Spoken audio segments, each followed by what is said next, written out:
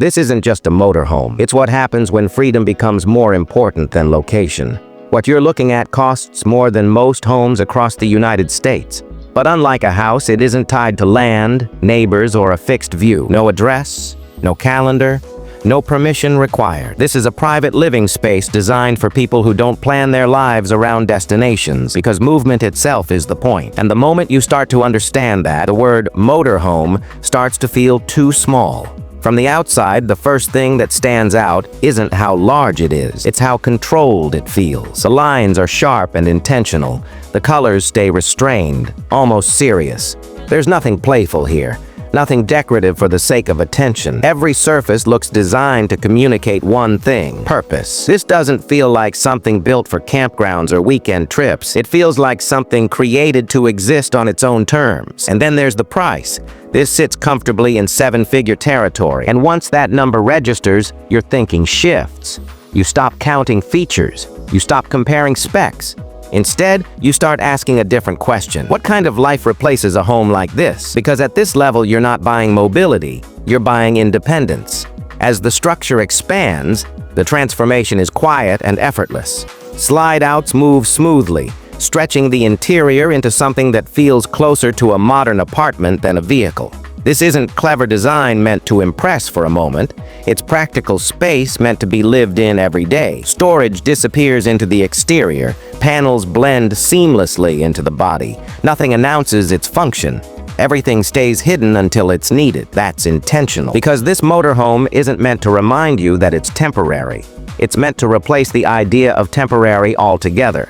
This isn't built for quick vacations. It's built for people who leave without setting a return date. And when you step inside, something strange happens. The outside world doesn't disappear. It simply stops competing for your attention.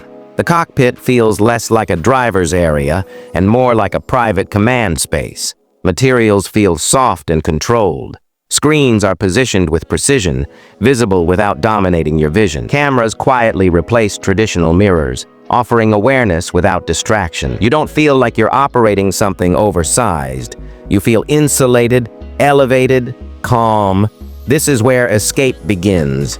You can picture it instantly, starting the engine without telling anyone. No hotel bookings, no deadlines, no fixed plans, just movement, completely on your terms. But what truly changes everything comes after this space, because once you step beyond the cockpit, the idea of being inside a vehicle starts to dissolve entirely.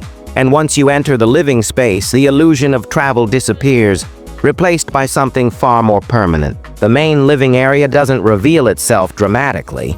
Instead, it settles in slowly. Natural light enters from above and from the sides, softening the space instead of flooding it. The lighting feels indirect, intentional, designed to calm rather than impress. Nothing here feels narrow. Nothing forces movement in a single direction. The space breathes. Slide-outs create width that feels structural, not temporary. This doesn't feel like something that folds away at night. It feels designed to exist permanently in this form. The kitchen blends into the environment instead of separating itself. Surfaces stay clean. Storage remains hidden.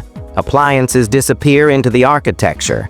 Everything locks into place quietly, reinforcing the idea that movement doesn't equal disruption. What stands out most isn't any single feature. It's consistency. Materials repeat naturally from one area to the next. Wood tones, textures, and finishes stay balanced. Luxury here isn't about excess. It's about control, about everything belonging exactly where it is.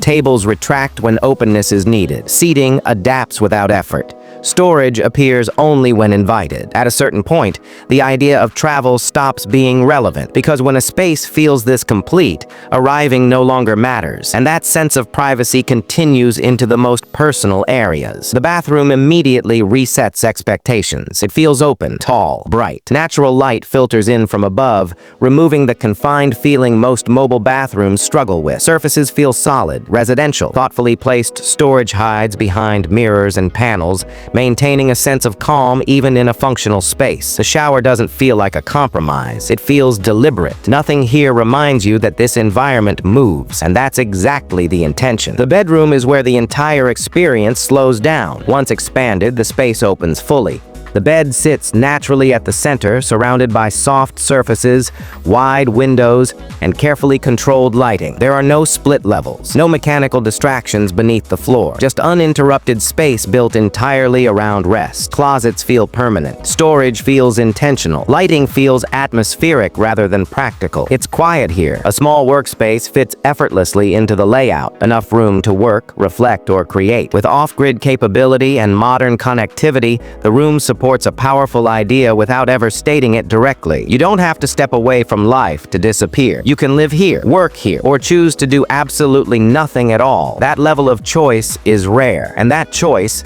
is the real luxury. From the outside, this motorhome feels dominant. Inside, it feels calm. That contrast is what defines it. This isn't about camping. It isn't even about travel. It's about deciding how and where life happens. Some people collect properties, others collect freedom. And once you experience a lifestyle like this, returning to ordinary spaces starts to feel surprisingly difficult.